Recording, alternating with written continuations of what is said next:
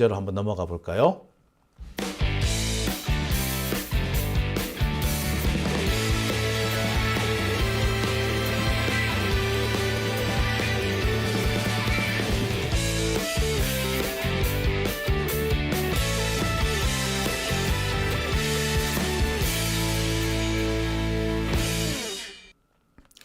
네, 오밤중의 뉴스 함께하고 계십니다.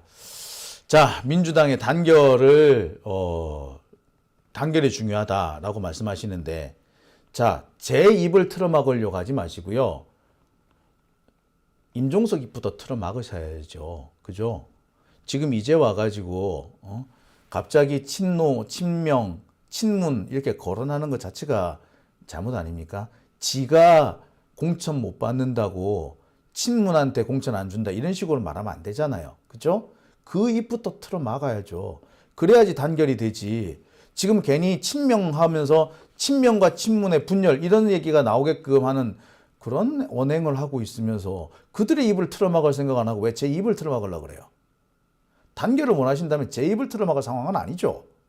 분석행유님. 그렇죠? 제가 생기지 않은 분열을 가지고 얘기를 합니까? 아무도 하지 않은 말을 가지고 제가 비판해요? 고민정이 한 말이고 임종석이 한 말이잖아요. 그 말을 비판한 겁니다. 그들이 한 말이 뭡니까? 친노, 친명, 친문을 구분하고 있잖아요. 분열시키고 있잖아요. 그 말 하지 말라고 제가 하는 말입니다. 그들의 속내가 뭐가 있는지 제가 폭로하고 있는 거예요. 제가 잘못인가요? 친노, 친명, 친문을 구분하는 자가 지금 누굽니까?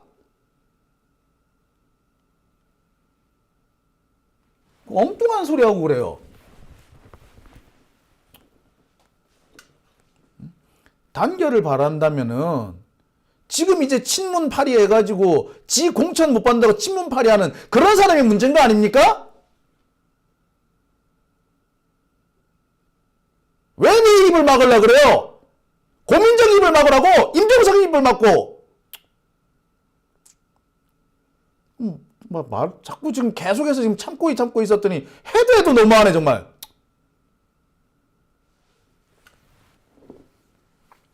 어우, 제가 계속 좀 분석행유님 계속 글 올라온 걸 보면 제가 보면서 참고 있었는데 꼭 그런 식으로 하시는 거 아니에요.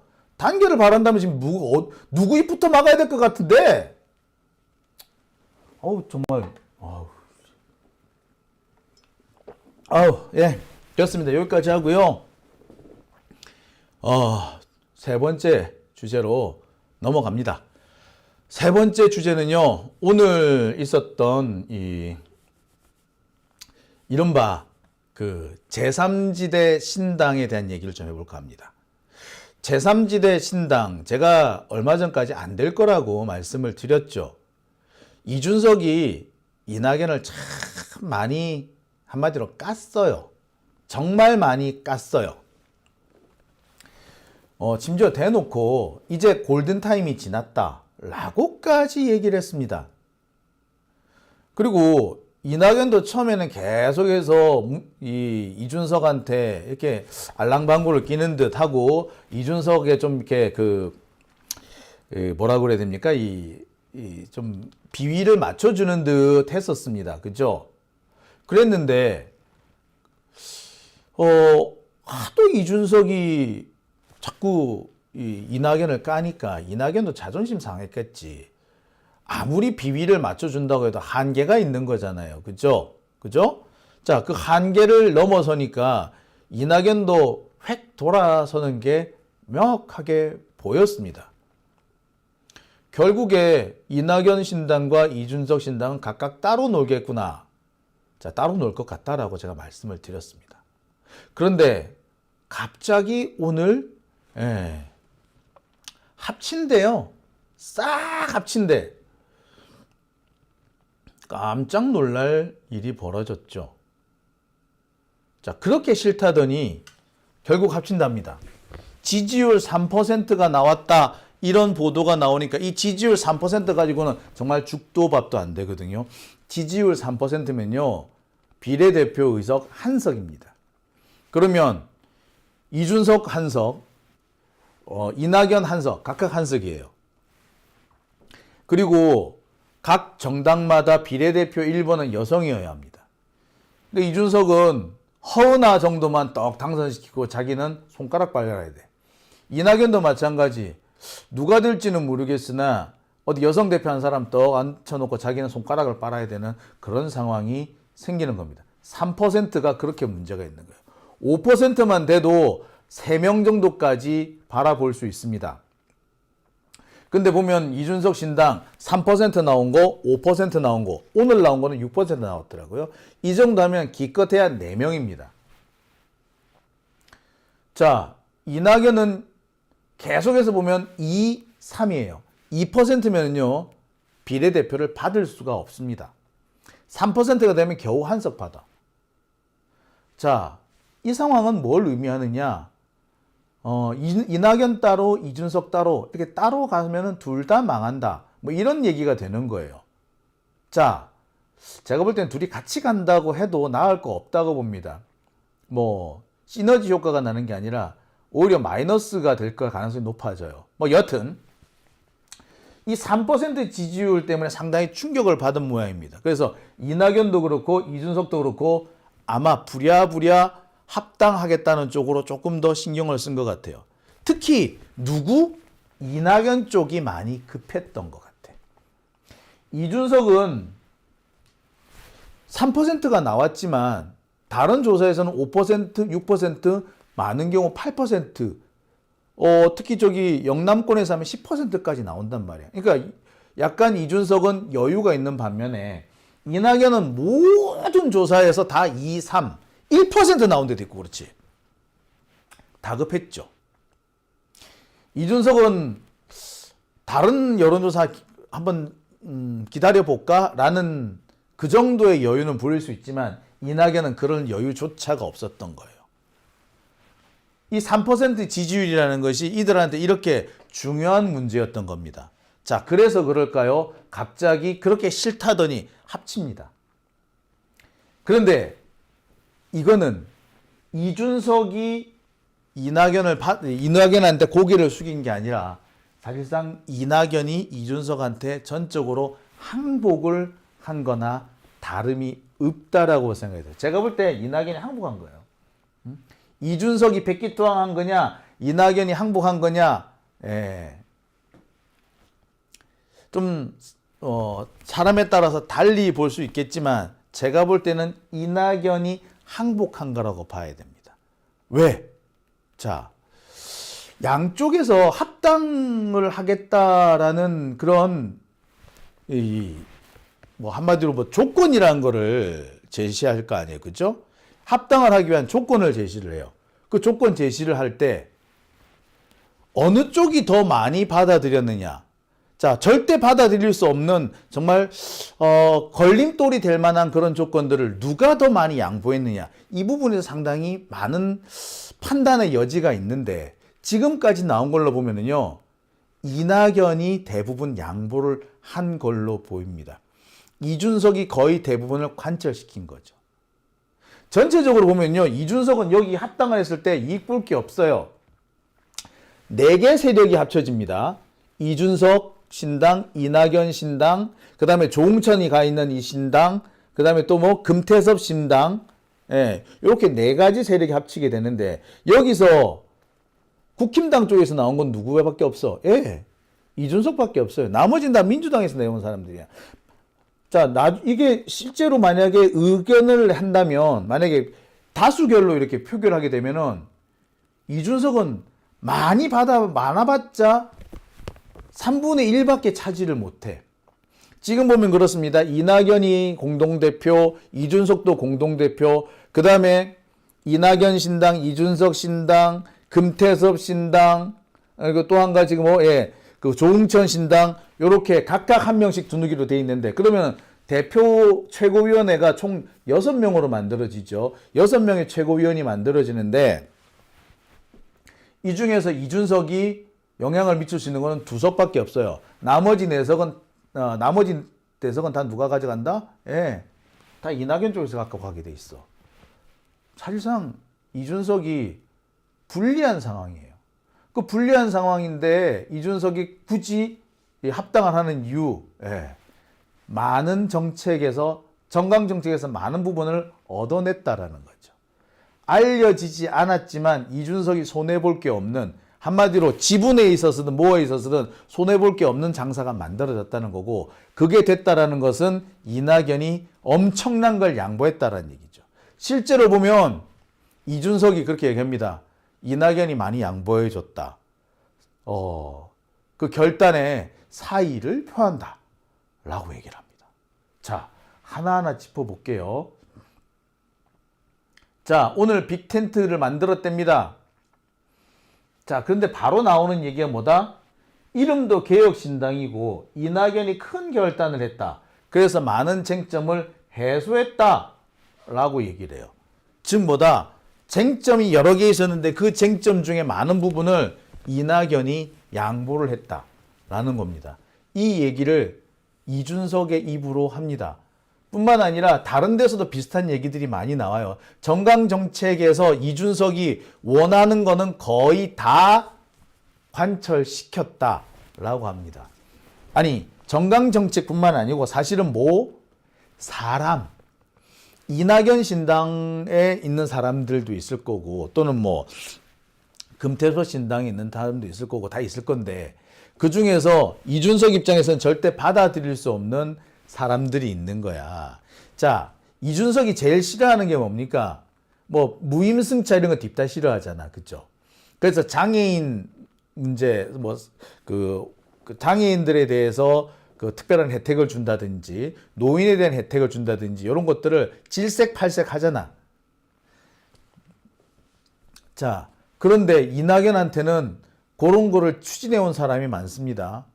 이낙연이 본인이 지금 나이가 많기 때문에 노인들에 대해서 무임승차 이런 거 당연히 진행을 해왔어요. 특히 이낙연이 호남에 가서 뭘로 지지를 얻을 건데 그 지역에 있는 노인들한테 지지를 얻으려면 그런 것밖에 쓸 게 없단 말이에요. 근데 이준석은 그런 걸 질색팔색을 한단 말이야. 그러면은 당에서 그걸 빼야 되죠. 정강정책에서 빼야 되고, 그 다음에 그런 정책을 추진해온 사람을 제껴야 되죠. 장애인 문제에서도 이준석은 엄청나게 강경한 입장입니다. 장애인들한테 무슨 특혜 주면 안 된다. 특히 여러분, 전장현 시위할 때 이준석이 어떤 태도를 보였는지 기억하시죠? 전장현이 지하철 시위하는데 그에 대해서 이준석이 엄청 깐족되고 조롱했던 거 기억하시죠? 예. 자, 이 기사 한번 보여드릴게요. 자, 이 기사는 오늘 며칠 전에 나왔던 기사인데요. 이준석과 이낙연 신당이 합당이 어렵겠다라고 하면서 나왔던 기사인데, 그 기사에 나오는 게 대표적인 게 이겁니다. 이낙연 신당, 이준석 신당이 합당이 안 되는 이유? 장애인 문제가 있더라 이거야. 전장현이 이 시위를 하는 전장현 대표 이쪽 사람들하고 이낙연하고 꽤 가까운 사이이고, 전장현 박경석 대표의 부인이 정의당 활동을 하면서 그 사람이 이 정의당을 탈퇴해서 이낙연 신당에 지금 가 있다는 거예요. 그런데 이준석이 이 전장현 시위와 관해서 매우 부정적인 이런 입장을 계속해서 밝혔잖아. 자, 그런 사람하고 같은 당을 만들 수 있겠습니까? 이준석 입장에서는 맨날 전장현 시위하는 거 욕을 해놨는데 그 사람들하고 같은 당 만들 수 있겠어? 못하죠. 그리고 전장현도 마찬가지야. 전장현도 이준석이라면 이를 으드득 갈았을 텐데 그 이 으드득 갈던 이준석하고 합당을 한다고? 전장현으로서도 받아들이기 어려운 대목인 거죠. 근데 이런 걸 무시하고 합당을 해? 자, 이 부분에서 어떻게 결론이 나왔는지는 모르겠으나 이낙연 쪽에서 엄청난 양보를 했다는 겁니다. 그래서 이번에 합당이 이루어지게 됐대요.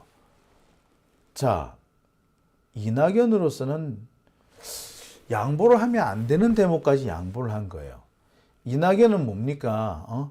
지가 더 민주당보다 더 진짜 민주당 이렇게 얘기를 했잖아. 그런데 이 장애인 이런 사람들을 내팽개 친다고? 사실상 그 정체성에 상당히 혼란이 생기는 문제가 된 거예요. 그죠? 이낙연으로서는 받아들일 수 없는 부분도 있을 수도 있어요. 특히 지금 이준석 신당과 관련해 가지고 여러 가지 논란이 나오는 얘기가, 이준석 신당이 원래는 10% 이렇게까지 지지를 받다가 최근 들어서 3% 이렇게 5% 이렇게 뚝 떨어진 이유가 뭐로 봅니까? 예, 노인 그 지하철 무임승차 이거 없애겠다. 그 다음에 여성 관련해 가지고 앞으로 소방관, 경찰관 하려면 여성들도 군대 갔다 와라. 요런 거 발표하는 바람에 지지율이 갑자기 확 빠졌다고 하지 않습니까? 그런데 이낙연이 그런 문제 때문에, 이낙연 입장에서는 그런 문제를 때문에라도 이준석하고 같이 할 수가 없었던 거예요. 근데 이번에 어떻게? 같이 하네? 그럼 뭔데? 이준석이 그럼 그 부분에 양보를 했을 것 같아? 안 하죠. 절대 안 하지.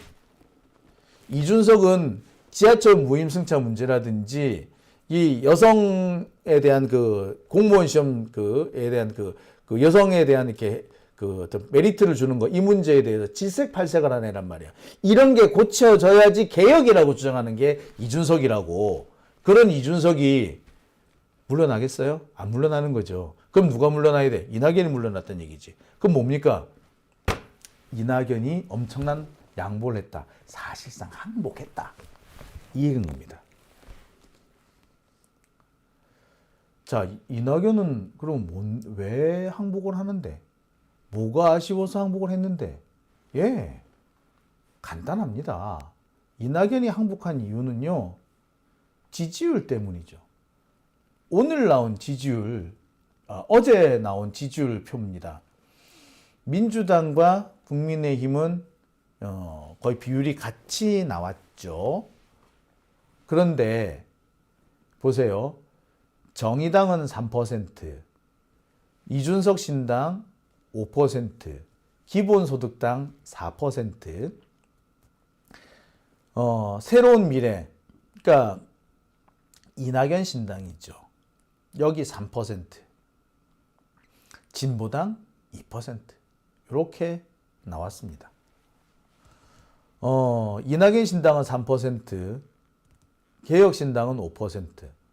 아까 MBC 조사를 보니까 이준석 신당은 6% 나왔대요. 근데 이낙연 신당은 또 3%에 불과했습니다.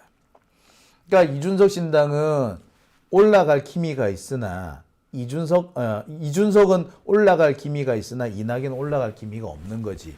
안 떨어지면 다행이죠. 지금 1% 나온 것도 꽤 많아요. 결국에 뭡니까? 이낙연으로서는 살아남기 위해서라도 이준석한테 고개를 숙일 수밖에 없었던 거죠. 자,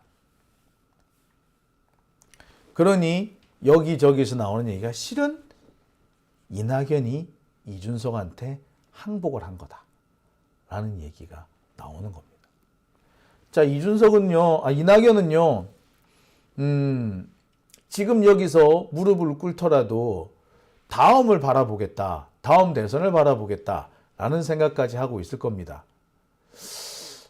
조응천이나 뭐 금태섭이나 이런 사람들은 국힘당 쪽에 바로 갈 수는 없으니까 이준석 신당을 거쳐서 가는 이런 방안을 생각을 하고 있을 거예요.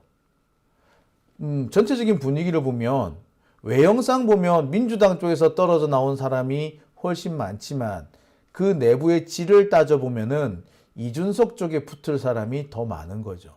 그러니 이낙연으로서는 고개를 숙일 수밖에 없는 거죠. 김종민도 그렇고요. 이원욱 뭐 이런 사람 같은 경우에는 이낙연이 거기 따라가지 않으면 이준석한테 가서 붙는 것도 참 거시기해. 그렇죠? 김종민, 이원욱 이런 사람들이 이준석한테 딱 가서 붙는다 생각해 보세요. 그거 참 보기 이상하거든. 하지만 이낙연이 같이 가줘야지 얘들은 갈 명분이 생기는 거야. 그러니까 계속해서 이낙연 보고 양보하라고 압박을 넣었던 걸로 보입니다. 조응천도 마찬가지. 결국 이낙연 입장에서는 더 이상 견딜 수 없었던 거죠. 그래서 결국 고개를 숙이고 들어간 겁니다. 여기서 알 수 있는 것은 이낙연은 더 이상 민주당 계열이라고 보기도 이제 어려워졌다. 민주 진보 진영이 아닌 거는 둘째치고 이제 더 이상 민주당 계열도 아닌 게 돼버렸다는 겁니다. 조만간 남은 거는 이낙연의 팽이 아닐까.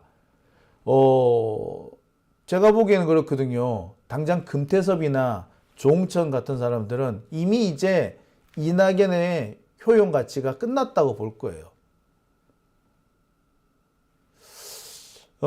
참 이낙연 앞으로 신세가 상당히 처량할 겁니다. 본인은 이번에 일단 한번 고개를 숙이고 뒷일을 도모하자라고 이렇게 생각했는지는 모르겠으나 앞으로 이낙연에게 미래는 없을 걸로 보입니다. 자, 오밤중의 뉴스 함께하고 계십니다.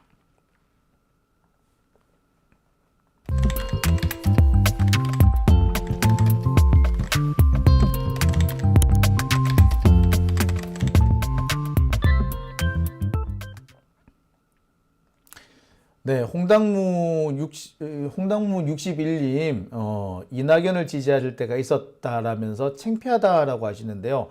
아니에요. 사실, 많아요.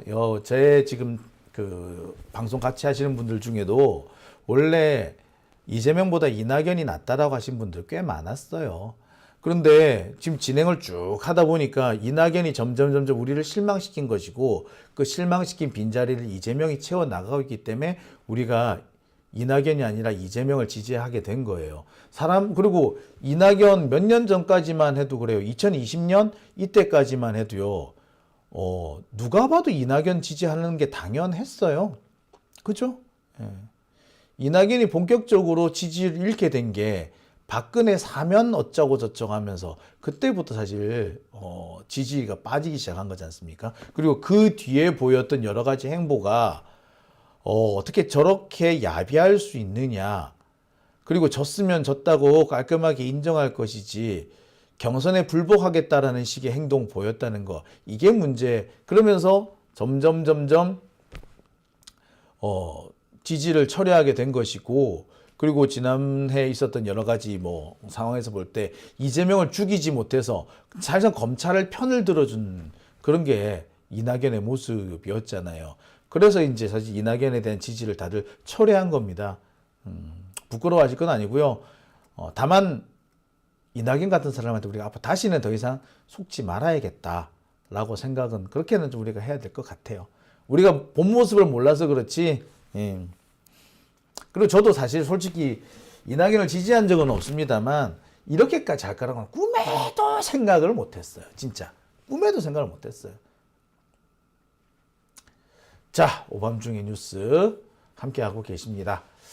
자, 커피콩콩님 오셨고요. 토피노님, 쿠키님, 사문안정님 오셨습니다. 금빛 하루님 계시고요. EQR님도 계시네요. 정윤희님께서 후원해 주셨습니다. 감사드립니다. 그리고 아까 보니까 베리님께서 또 후원해 주셨네요. 베리님께서는 구독자분들께 감사를 해 주셨습니다. 예. 자, 연휴 즐겁게 보내시고 새해도 늘 함께 하자라고 해 주셨네요. 예, 감사합니다. 베리님께서는 늘 제가 드려야 될 인사를 이렇게 대신해 주셔가지고 제가 참 늘 고맙고 또 죄송하고 그렇습니다. 자, 오밤중의 뉴스 함께하고 계십니다. 사실 오늘 이준석, 이낙연 신당 관련해가지고 제일 먼저 나왔다는 얘기가 그 얘기였어요. 그 이준석은 노인정 여기에 밥, 점심 이런 거 제공하는 거 안 된다라고 이렇게 강하게 요구를 했는데 사실 이낙연은 정반대였거든요. 그래서 호남 쪽에서 표를 얻어야 되는데 호남 쪽에 사실 시골 동네 가면 다 노인분들이거든. 솔직히 영호남 따질 것도 없이. 근데 그런 분들한테 가가지고 지지를 얻으려면 이 노인정 문제 안 하고 노인정 지원 얘기를 안 하고 갈 수는 없거든요. 근데 그런 면에서 보자면 이낙연하고 이준석하고 충돌이 생길 수밖에 없어. 근데 이 부분에서 사실상 이낙연이 대폭 양보를 그러니까 사실상 항복한 거죠. 양보가 아니라 항복이었던 것 같습니다.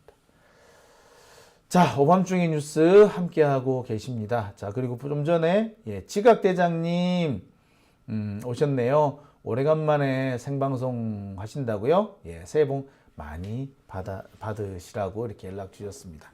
감사합니다. 자, 오밤중의 뉴스 함께하고 계십니다.